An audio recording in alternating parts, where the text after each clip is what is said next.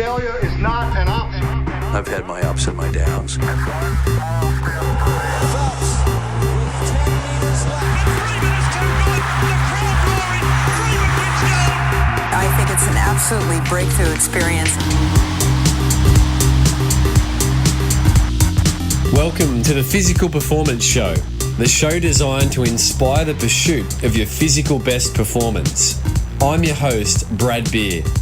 Listen in as we delve into how the world's top physical performers achieve their success, as well as the highs, the lows, and the journey of getting there. Let's get ready, set, let's go.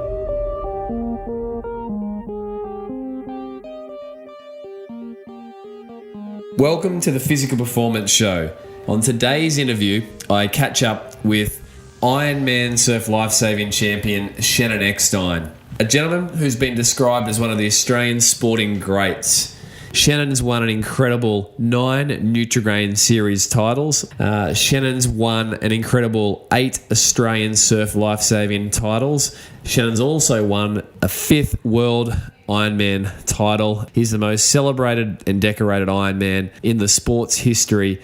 He's a character that's just enduring. I think of Shannon in the same sort of league as the Michael Jordans and the Kelly Slaters of the world, the Roger Federers, these champions that get up to the top and then find a gear to stay at the top. An incredible athlete. You're going to really enjoy some insights from what's still been a remarkable career as there's more chapters being written. So let's jump right in. Shannon Eckstein, mate, great to catch up with you today. No worries, thanks for having me. Shannon, I'd like to start with a curly one right out of the gate. What's something that scares Shannon Eckstein? Scares? I don't know. I suppose in the sport I do, you think about sharks and all those things, but when I'm out in the water, I don't think about them. I don't know, not something like not doing your best or not achieving what you want to achieve, and that's the kind of stuff that you probably scares me internally. You want to achieve the most you can. You only get one shot at it, so yeah. And I mean, the accolades in your career, as per the bio, I mean, it's the most decorated surf lifesaving career to date. 9 Nutrigrain titles, 5 world titles, 8 Aussies, and surely with a resume like that, has there been any moments through your career where you feel like you personally, for your own standards, missed the mark? A couple. I'm pretty hard taskmaster.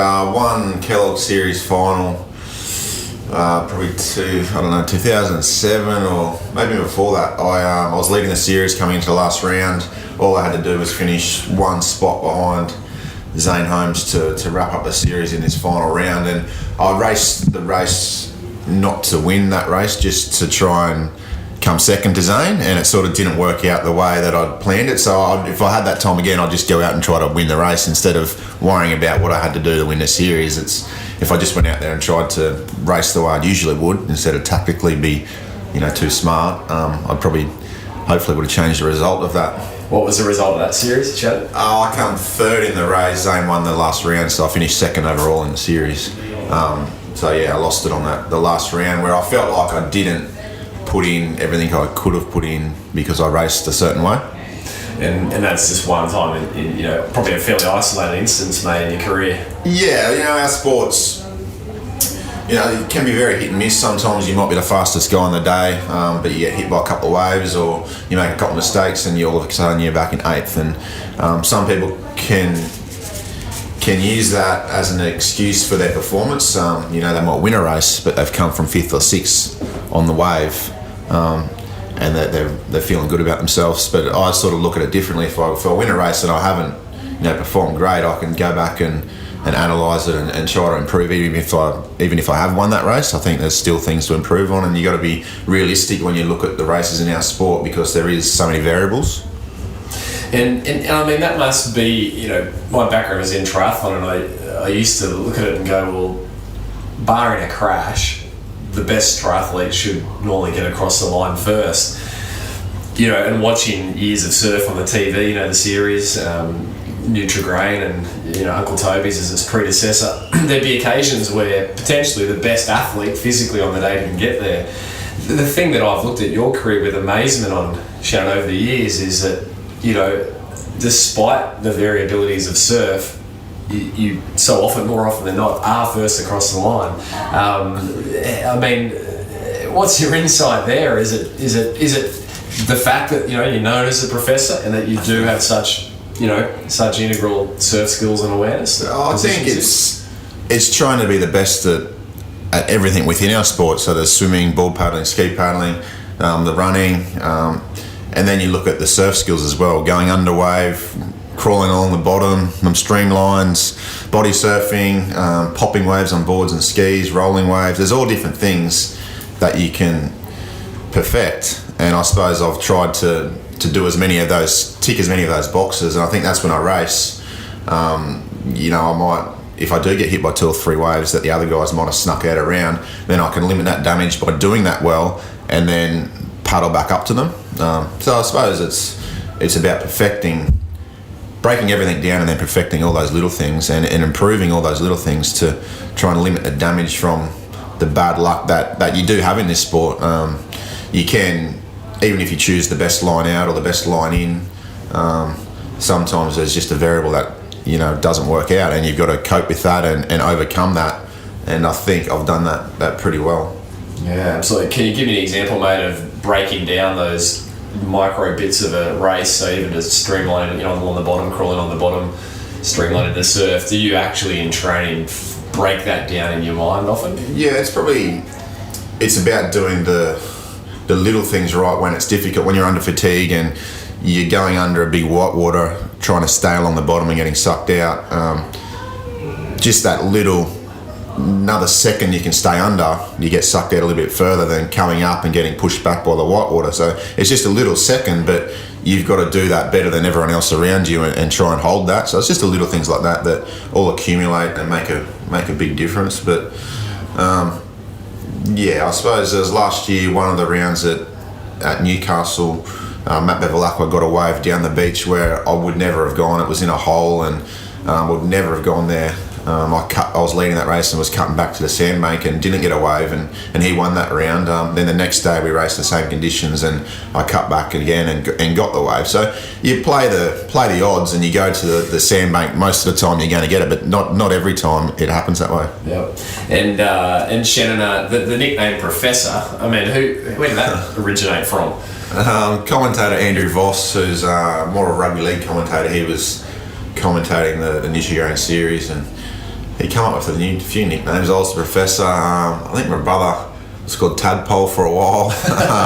Corey Jones was the Seagull, and that was all. Andrew Voss came up with all those. I think it was because people like to think I analyse things, and plus I'd been to uni too and done a degree. But yeah. Well, you are a smart guy, mate. That helps as well.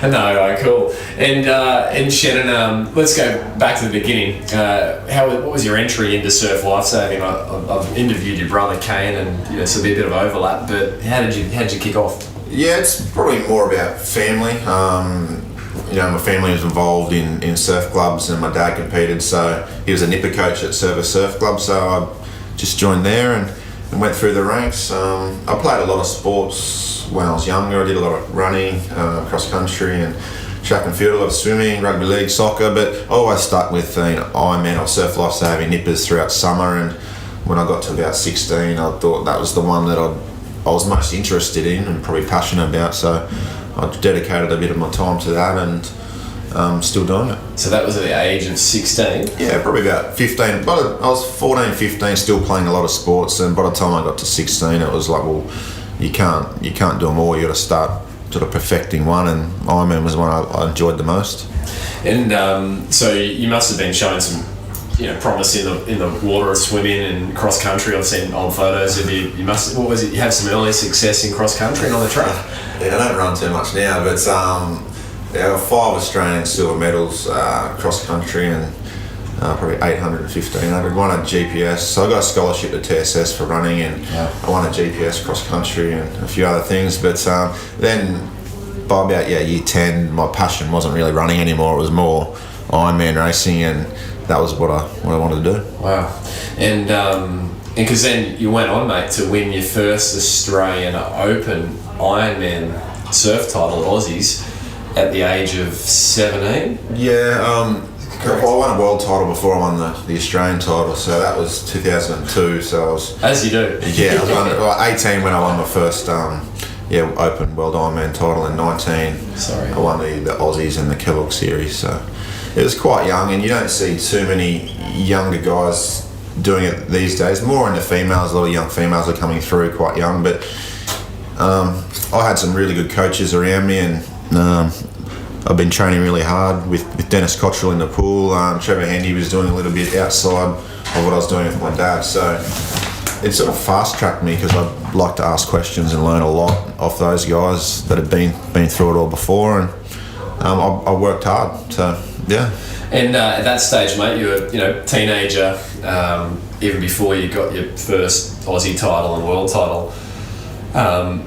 Who were your influences outside of, who were you looking to in the sport? Obviously, your father, Billy, was a huge central figure of getting you in. And you mentioned Trevor Handy there, come alongside you at Surfers Paradise there. Who were you looking to? Were you watching the series on TV on the weekends? Yeah, I would watch it. Kane and I'd watch it and go out and race each other in the canals and and those sorts of things. But I don't, obviously Trevor was the biggest name back then, and that's who you probably looked up to the most. But all those guys just enjoyed the racing on TV. I can sit down and watch any sport. Really watch, because I like watching sport unfold because there's so many stories that I can tell. But yeah, I really enjoyed watching the Ironman series on TV and the big surf that they go through, and that's what excited me, and that's what I wanted to do. Yeah, wow. And so, mate, okay, so then you're into the sport. Back then, you would have been doing how many sessions a week? Same morning, night. Yeah, the usual trainings. 4 swims in the morning. The other 2 mornings are Ironman sessions, and then pretty much every afternoon. A little bit of running and gym throughout the day as well. So it's pretty full time, and I've sort of perfected the art of training now for myself. I miss a few sessions here and there. I know my body quite well, but back then I never used to miss anything. It was all gung ho, and I enjoyed it so much that I used to, just train really, really hard and keep going. And so, mate, at what point you won your first world title, first Australian Ironman title, and Nutrigrain series in that 1 year / season, summer season, at 19? What was going through your head when you picked up your first Aussie title? Not much back then. I think just you probably weren't expected to win. Did you know you had a chance on the start line? You must have been in very good shape. I'd won the Queensland Junior and Senior Ironman title the year before, so and then finished second in the Australian title when I was still in the juniors. So that was my first year Open, and I come out and won the Open Ironman title at Curra Beach, and it's pretty special because that's the most traditional event in our sport. It's been going the longest, the Australian Open Ironman title. So to finally win one of those, that's definitely the highlight of my career. I've won 7 more, but the first one's the most special. And I think you've told me, or I've heard you say somewhere over the years, Shannon, that was the only Aussie title your father got to see you win, is that right? Yeah, so that was 2003, so obviously special because that's the only one, he saw me win. Yeah. Can you remember, what did your dad say after that win? You remember? He never really says too much. He's more of the, not the lovey-dovey type, he's more the hard-working type, so he'll give you a high five when you run past and running up to the line, but then I can't really remember. I think he'd probably get my board and ski, go put it on the trailer, and get everything done, and be ready to go for the next event. It's not as though he'd come up and hug you, shake your hands. I wasn't that type of guy, but he'd lead by his actions to know he cared. Yeah. And mate, your late father, he was a talented athlete himself, right? Yeah, he was. In the Ironman series for a few years there, he's did a few cooling out of golds, and then Mum and him got into outrigging, so they did Molokai quite a lot. So I come from a very fit family. It wasn't like we were never doing it. We're always active out there paddling, living on the canal, so always paddling and surfing. And Dad was a lifeguard, so I was always down the beach, whether it's working or not, and catching waves. And that Gold Coast lifestyle, I'm born and bred here and really enjoyed it. Yeah. And for listeners, Shannon's mum, Donna, I mean, she's an amazingly fit lady. Did the Coolangatta Gold for her 50th birthday? For her 50th birthday. She's done some, half marathons and that sort of thing. But for her 50th, she wanted to do the Coolangatta Gold. Never really paddled a board before, done a little bit of kayaking, so picked it all up and crossed the line for a 50th birthday present. It's pretty mad. Pretty incredible, isn't it? So there's a very rich gene pool.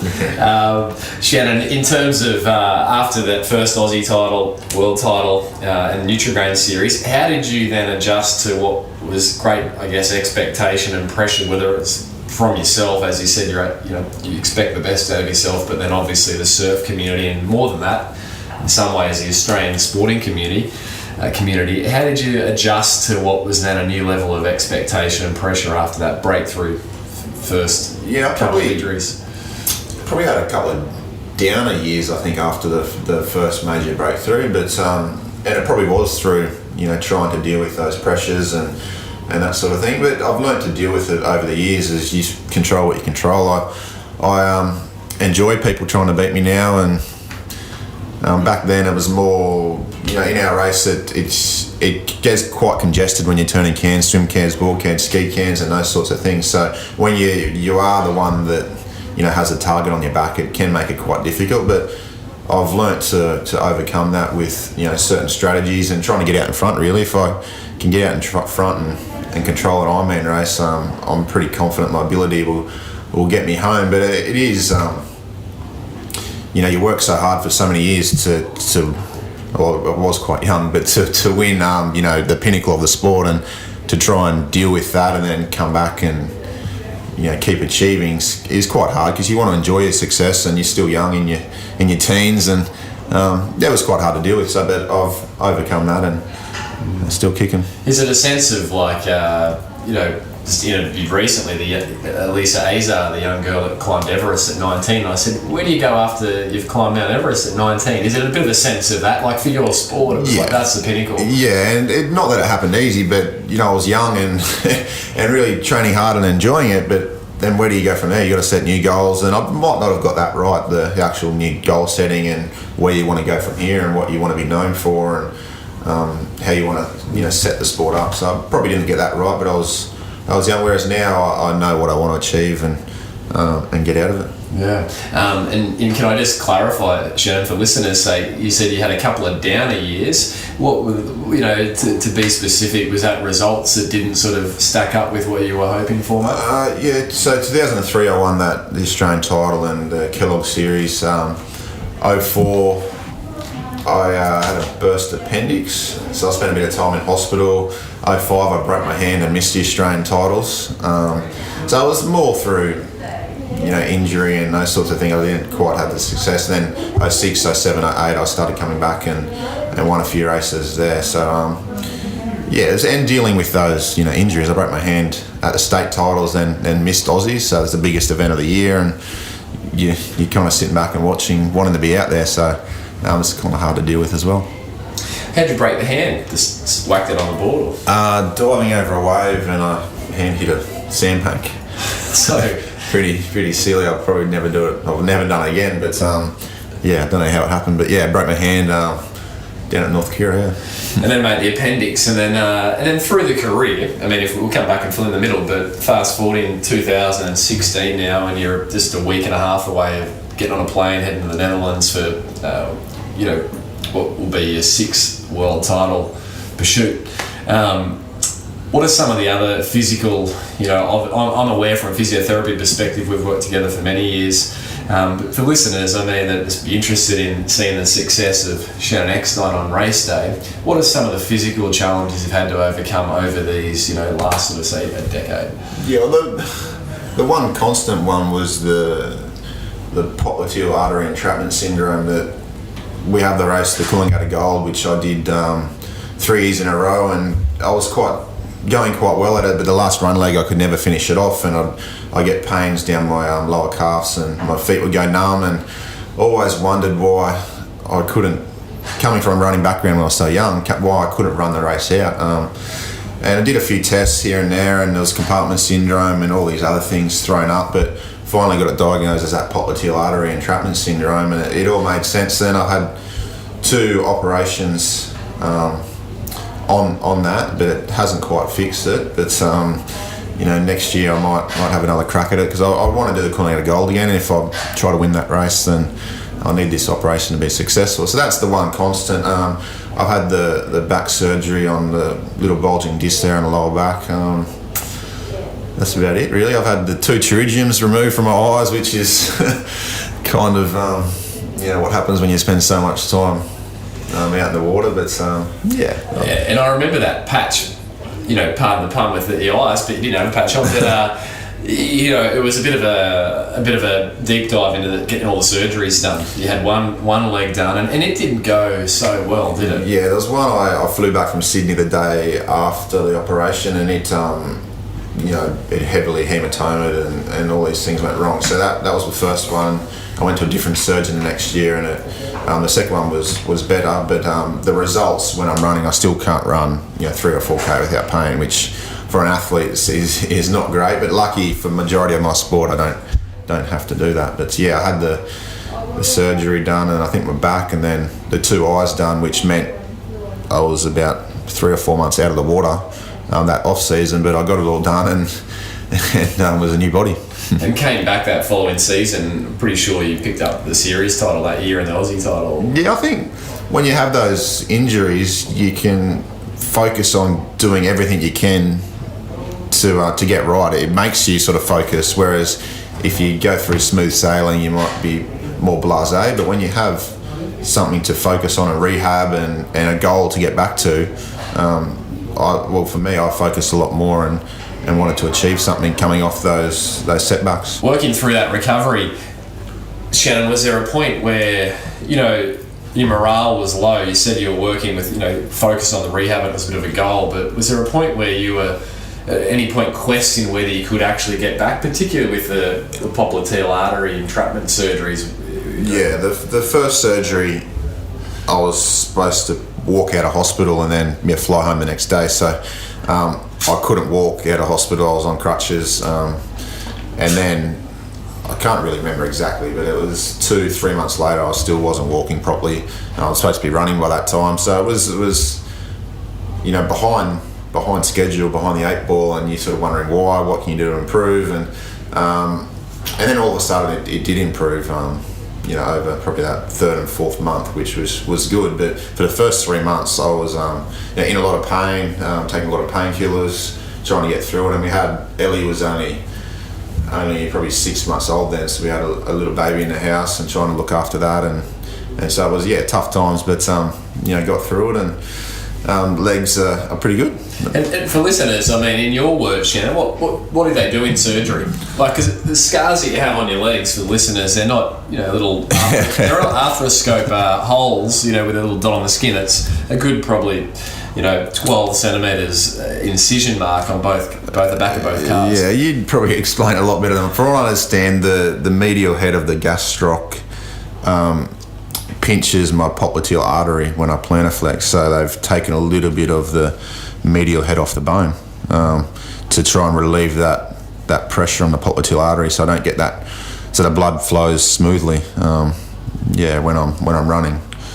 So when I do run, after 3 or 4K, the blood flow's not keeping up, and my feet start to get numb. Yeah. Really. Yeah. So well done, mate. I think there's an honorary physio degree. Another one for the professor. Shannon, is there one race over the? So you've gone on. It must have been, before we go there, a sense of great achievement when you did pick up your second Nutrigrain Series Aussie title and world title off the back of your debut breakthrough win there as a 19-year-old. That must have been a pretty good feeling, I imagine. Yeah. So 03 I won my first couple, then it wasn't until 06 that I sort of come good again and won the Aussies and won the Kelloggs Series again. So those 04 and 05, I did have the appendix and those sorts of things, but I probably wasn't enjoying the success I had as a younger athlete through 04 and 05, and then by 06 I sort of refocused and I was like, well, I want to start winning again, and be successful at this. And so you got back in and pick it up again. In terms of the victories, the series went through a few different sort of life cycles over the early 2000s there. Can you just talk listeners through the changes? I mean, it had a few name changes and... Yeah, we've had a few surf carnival formats where we've had the board rescues and those sorts of things involved as well. And then 04 and 05, the two series I didn't go quite so well in were pretty much one-off races. It was 20 athletes one weekend, and you come down to 3 athletes in the final, and it was $50,000 first prize. But it was quite hard to peak for that one event, where it just the 03 was a 6-round series, and then when we went back to 2006 it was again a 6-round series, and I won that series. So I'd much prefer it, especially in our sport where things can go wrong, that you have as many races as you can to make up a series. And again this year I think we're back to 3 rounds from the 6 last year. So we are lucky that we still have a professional series, but Kelloggs Nutrigrain have been behind it for so many years now, and we want to take the pressure off them and get some more supporting sponsors, and it's a great sport. So hopefully in the next couple of years we can keep building. I mean, it's such a rich part of the Australian sporting culture. Seeing surf on TV over the summer, it's part of our DNA, I think, as a nation. Shannon,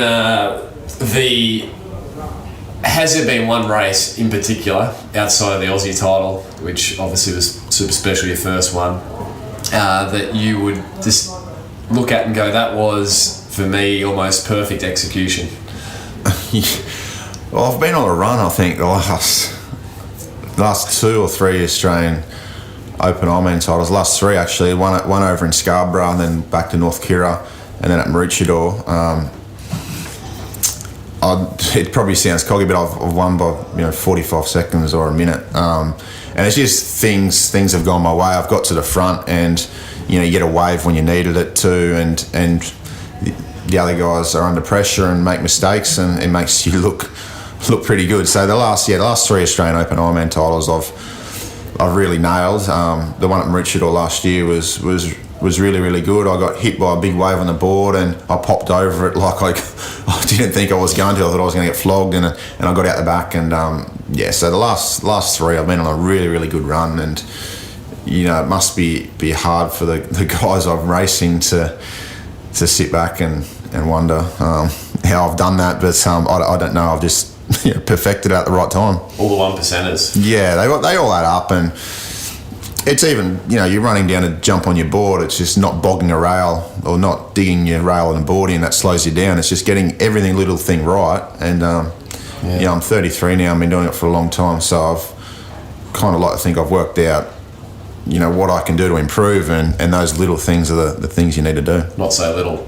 That's it. I was on the beach this last Australian Ironman title, listeners, and I know it wasn't just me that was watching and sort of and trying to process it, but many thousands of people, I guess, on the beach during the final, and you had enough time to come through, high five, embrace. I think it was Grant Kenny on the beach, and it's not like we're talking about a 2-hour race or an hour race or a 4-hour race, even half-hour race. It's maybe a 12-minute Ironman final. So, mate, it was certainly a spectacular and dominant display, and so it was pretty cool. I think everyone was kind of like, wow, that was something.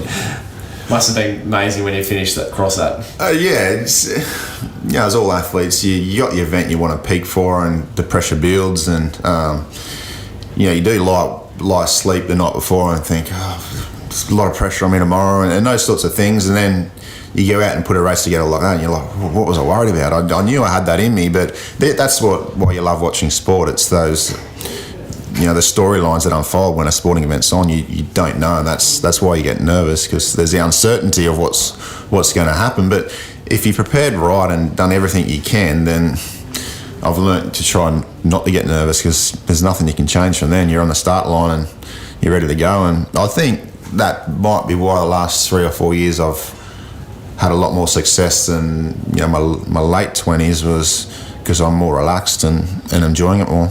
What do you think sport about that change, mate? Is it that you become a father with your beautiful kids, Blake recently and Ellie a few years ago?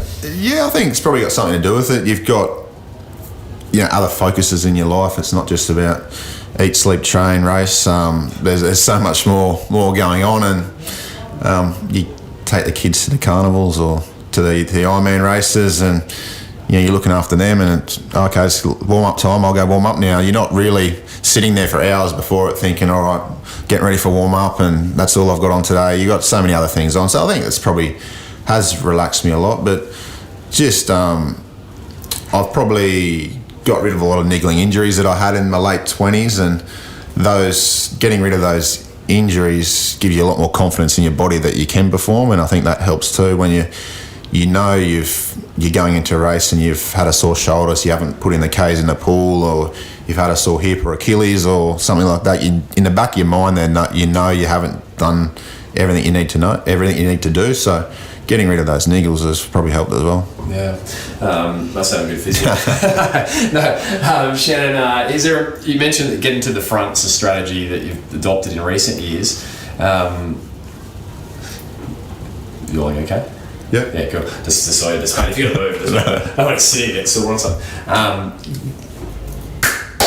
Shannon, you mentioned getting to the front's a strategy you've adopted in, certainly it's worked well in recent years, but has that always been your race tactic? Let's just get out hard, start to control this?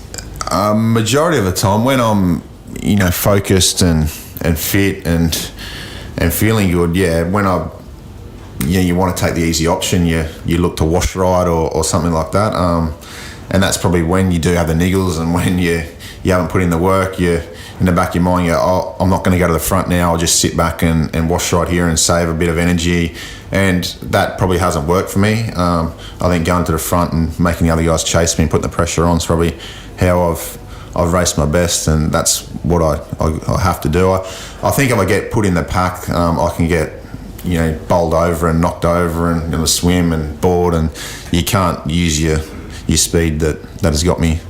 Yeah. But when I'm out in front, I can do whatever I want, really. Yeah, and it must give you confidence to know, right, well, I'll put the 1%ers through from here, barring any bad luck, so to speak, in the surf, that this is going to go well. Yeah, if you're out in front, you can control the race. You choose where you want to go.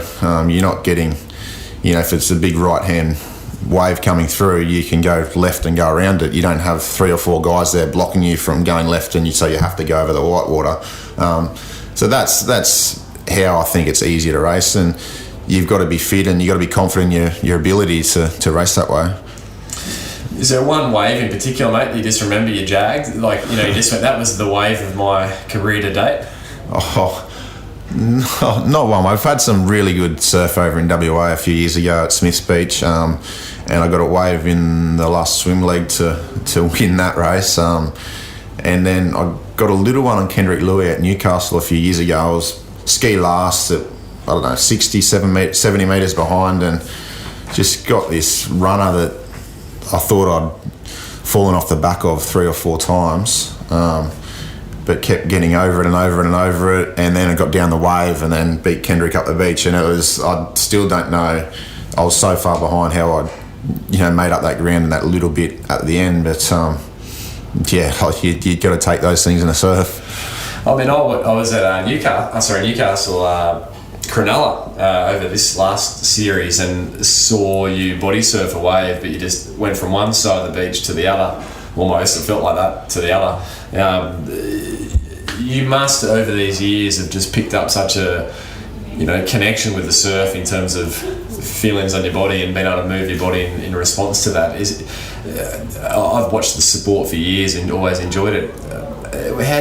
What's developed that? Do you think that's just part of your DNA? Is it nurture nature, or is it a bit of both? A bit of my upbringing, working with Trevor Hendy when I was young, and then just learning things for myself, really. But the wave at North Cronulla, that swim wave, I remember sitting down watching the girls race before us, and there was a back break that come through the gutter into the shore break, and the white water wasn't coming through the whole way. It was only coming through in a little 2-metre patch, and there was a mark on the beach where it was coming through, and I got the swim wave out the back, and I had to body surf across to try and get to that point.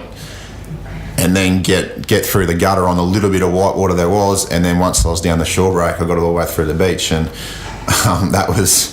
It must have looked pretty good from the beach, but it was all planned. There was a spot I had to get to try and get down that white water, because that was where the white water was going through to the beach, and it was a little bit lucky to get the wave when you wanted to get the wave in a swim, but once you get that little bit of luck, you got to make the most of it, and that's what I did. Was there a difference when you won your Aussie titles, Shannon, when Ellie was there, when Ellie wasn't? I've seen a few where you've come through, picked Ellie up, and had a few moments with Ellie, and I mean, then Blake's come along as well. Yeah, I've run across the line with Ellie a few times. She kind of expects it these days. Daddy's going to race. Daddy, you win today. It's like, well, it doesn't happen every time. So, but it's really good to have her around, and she loves going to events and meeting all the people, and chatting, and she's a little chatterbox. So it's great to have the family support there, and to know that when I win or lose, Ellie be disappointed I lost, but when I win or lose, you still go home to your loving family, and nothing else really matters. And well said, mate.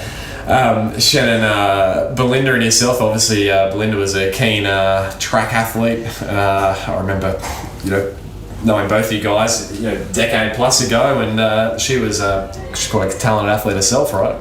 Yeah, she was a sprint hurdler when she was younger, so did that quite a few years at national level. So and then did a little bit of beach sprints too at the surf club. So that's kind of how we met through sport. A long time ago. So, and 2 great kids now. Yeah, so the gene pool's very rich. Shannon, who's someone that you admire as an athlete, even outside of surf lifesaving? Oh, lots. I'm a big rugby league fan, so someone like Cameron Smith or Darren Lockyer. They're guys that are every week you go out and do their best. A lot of New South Wales people dislike Cameron Smith because he pushes boundaries and they think he talks to the ref too nicely, but he's just a smart footballer. He goes out there every week and does his best and leads his team around. So I like someone like that. You watch the Olympic triathlon and watch the Brownlee brothers. They go out with a game plan, and no holds barred. They just go after it. People like that are at the top of their sport for a decade. They're the ones that I look up to. The guys that every week, no matter what, they go out there and do their best. Because people have for years been labelling you the GOAT of surf lifesaving, the greatest of all time.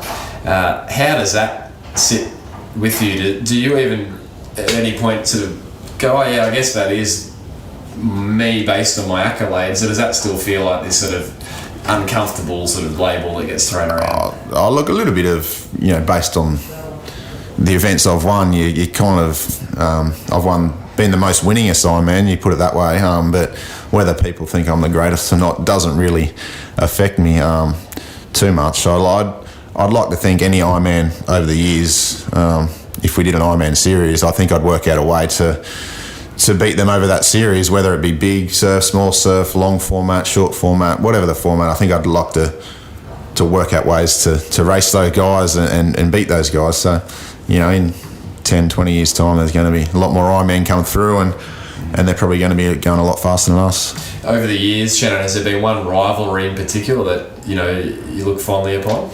Yeah, I raced Zane Holmes for a number of years. Was a really, really strong Ironman. He had a swim, board, ski, and could sprint finish 2 on the run. So he didn't have a bad leg.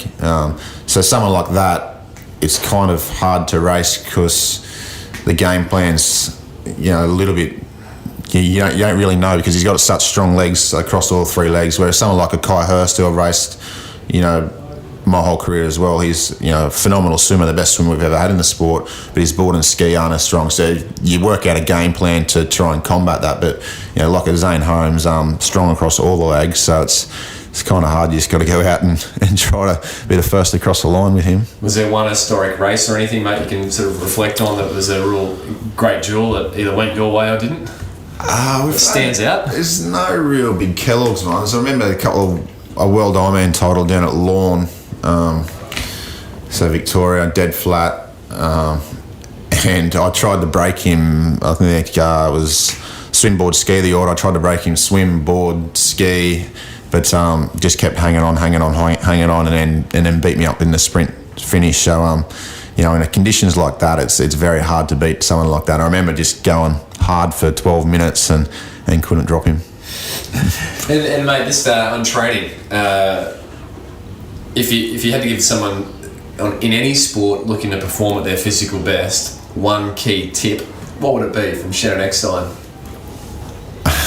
One principle of training. You've got to improve on what you're not good at. I see a lot of athletes within my sport and other sports, and they're good at certain things and they're not good at certain things in their sport, and they'll keep doing the things they're good at because they feel better about themselves and they go better at training against other people, so they feel good.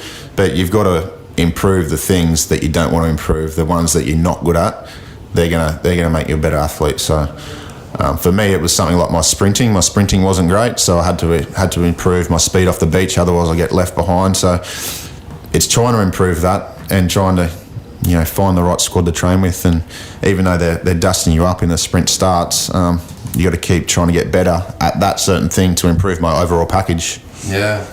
And Shannon, in terms of your support team, you've been based with Northcliffe Surf Club now for the better part of how many years?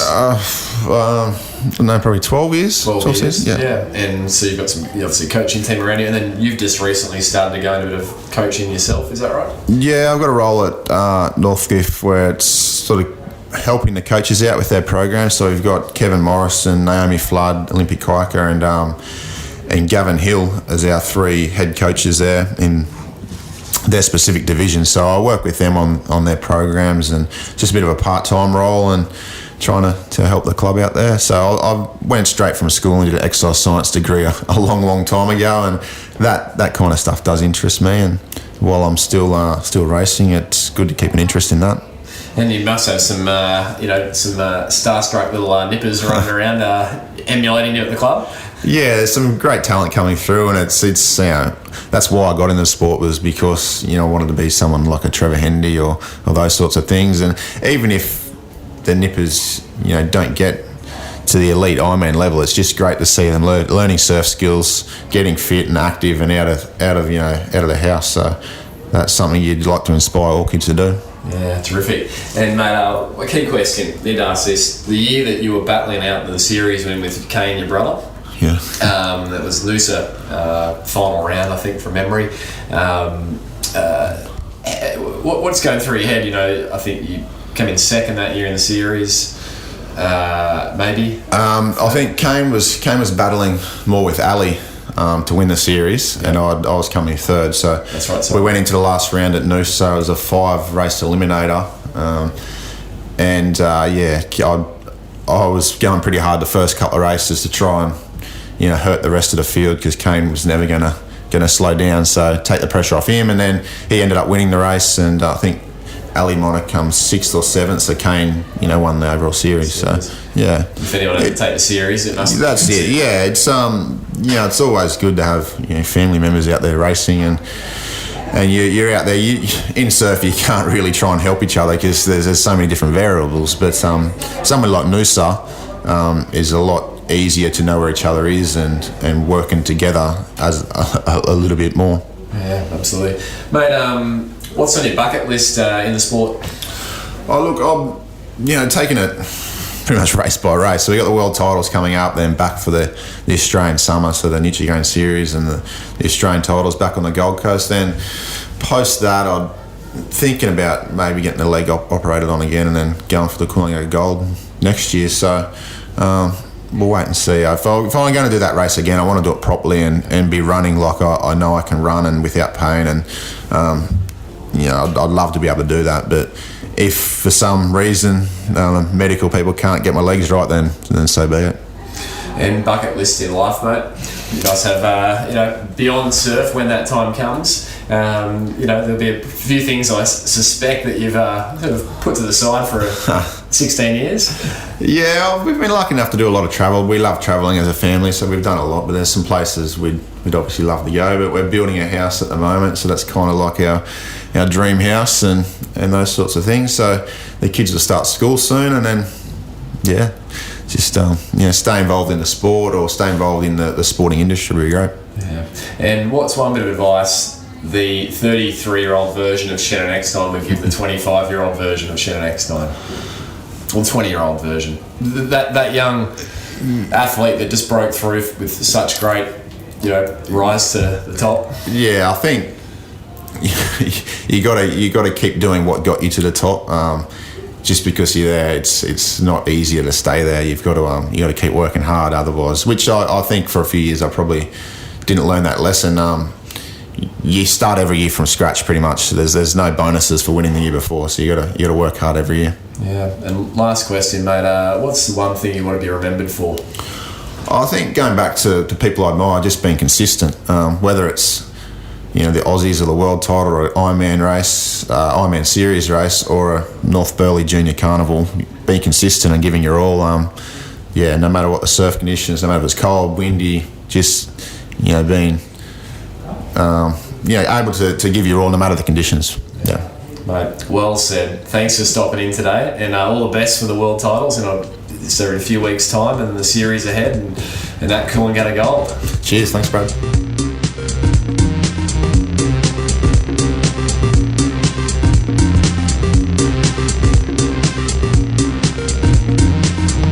So, there you have it. I trust you enjoyed this episode of the Physical Performance Show. I'd love it if you could jump over to iTunes and leave a review. Reviews help enormously in making this show more visible so it can be enjoyed by peak performers like yourself. If you'd like a copy of the show notes, jump over to pogophysio.com.au. If you've got any questions or comments, drop them over on my Twitter handle @Brad_beer.